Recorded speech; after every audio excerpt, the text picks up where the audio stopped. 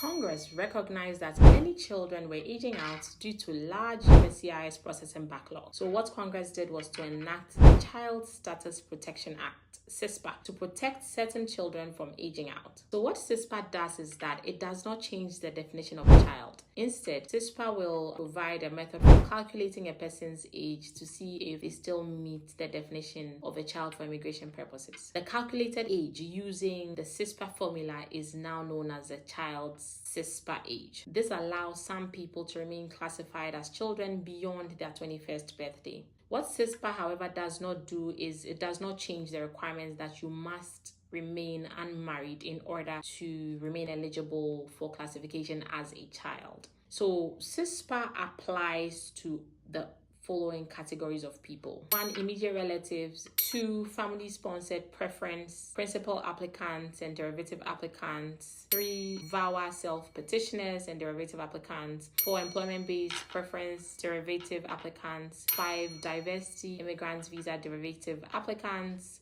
6, derivative refugees; and 7, derivative asylees. The method for calculating CSPA for immediate relatives is very easy. If you're an immediate relative, a VAWA self-petitioning abused spouse or child of a U.S. citizen, or a derivative child of a VAWA self-petition abused spouse or child of a U.S. citizen, your age is frozen on the date you Form I-130 or Form I-360 is filed. For example, if you were 17 on the date your I-130 is filed and you are the minor child of a U.S. citizen, your age is frozen even if processing times take about 5 years, by which time you could have turned 22 years old. Your CSPA age will still be 17 years old and you will not age out, and you can still be classified and your case will be processed as an immediate relative, which is a minor child of a U.S. citizen, so long as you remain unmarried. You must remain unmarried in order to qualify. And so despite the fact that you may have turned 22, your CSPA age would be 17 for the purposes of your visa processing or your green card processing. Now, CSPA for family and employment preference and diversity visa immigrants is a little different. If you are a family preference based applicant or a diversity visa applicant, you need to calculate your CSPA age by a particular formula, which can get a little complex. Calculate your CSPA age by subtracting the number of days your petition was pending. That is the pending time from your age on the date that an immigrant visa becomes available to you. That is your age at the time of visa availability. Again, for this, you must remain unmarried in order to qualify. We recognize that this can get a little complicated, so if you need help with your U.S. immigration case, aging out, CSPA calculations, please give us a call. We'll be happy to help you. 802-780-0564.